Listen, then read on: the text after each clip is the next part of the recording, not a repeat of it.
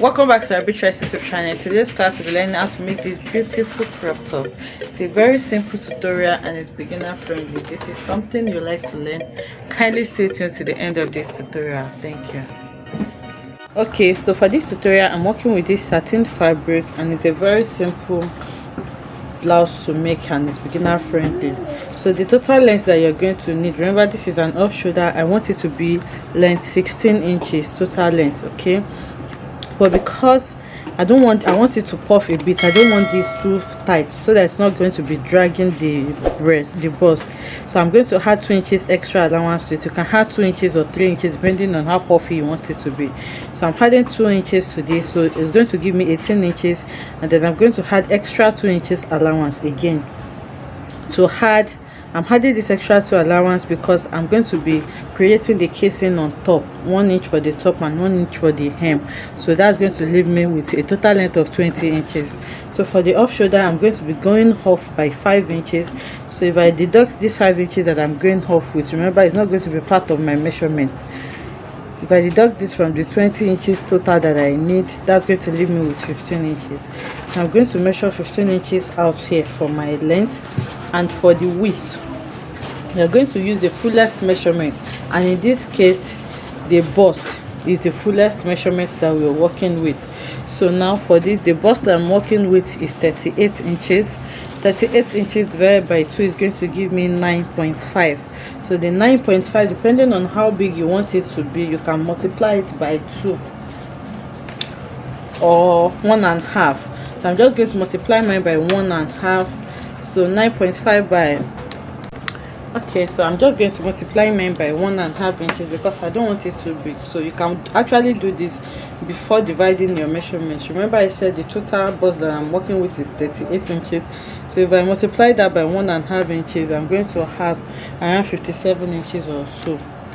You can also multiply by 2 if you want it really full. So the 57 inches, I'm going to divide it by 4, or you can just measure out 57 inches by 15 inches. So I'm going to do that now. Okay, so I've cut this out now. I have 57 inches by 15 inches here. So the next thing I'm going to do now is to go ahead to my sewing machine and create a casing to pass my elastic. So because I don't want my rough edges to be showing, I'm going to close it up first by bringing these 2 ends together. Okay, remember this is not going to have a zipper, it's very big, and we're going to control it with elastic, so you don't need a zipper for it. So the center back here, I'm going to close it completely. Then after closing it, I'm going to create my casing. So I've gone ahead to sew it like I said on the center back, and then I folded in this upper and lower part. So I just left this small space open. Remember we left 1 inch allowance for from the upper part on the lower part to hem it so that we can pass our elastic. So I have this small space opened on the upper part and also on the lower part to pass my elastic. So I'm using this elastic now, and the measurement you need for this elastic is your round chest measurement. That's where the upper part is going to rest. So you need to take that measurement and then you deduct few inches from your elastic depending on how tight you want it to be. So that's what you're going to cut to pass around this. Okay, so I have my elastic here, so I'm just going to go over to the small space that I left, and then I'm going to pass it around. So the same method you used here is what you're going to use for the waistline also. So for the waistline, you measure what you have on your waistline. You can even deduct as much as 10 inches. It is very stretchy. If the elastic is very stretchy and you want it firm on your body so that it can stay firm, just deduct enough to make it firm, and then you pass it around that casing that you have there. So I'm passing this around now, and then I'll bring it back to show us what it looks like. So I'll do the same thing for the waistline also, because I don't want this to be too long. I'll pass it around and then we'll see what it looks like. So I'm gonna have to pass the elastic now, and this is what the blouse is looking like so far.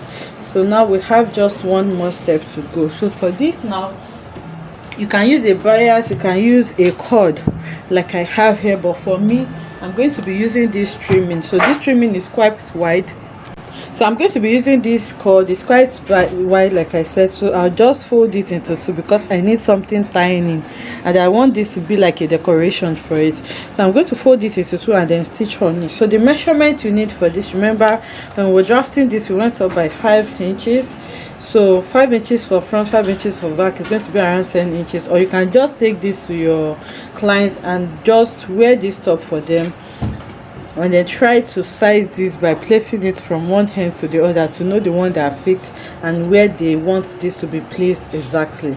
Okay, so I'm just going to measure out mine now, and then I'm going to cut 2 of it for each side. Okay, so the strap is actually optional because the elastic is going to make it stay on the body ball. If you want to put it, you can put it. So you try to get the center front. You can notch this place before you attach your elastic, but I'm just going to drag it using the seam that I have here. I know this as my center back, so I'm just going to drag it and I can pin this as my center front. So on the central front here, I'm just going to bring this strap together now and then put it on top of each other like this, and then I'm going to go ahead to tack it. So after tacking this now, like I said, you can also take it to your bodies to measure where it's going to fit on the back.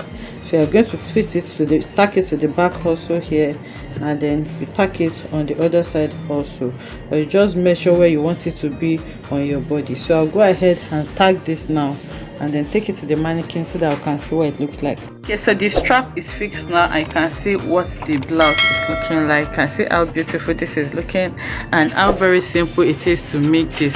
I hope you enjoyed making this tutorial with me. If you enjoyed it, let us know in the comment section. Like, comment and subscribe to our channel, and I'll see you in the next one. Bye.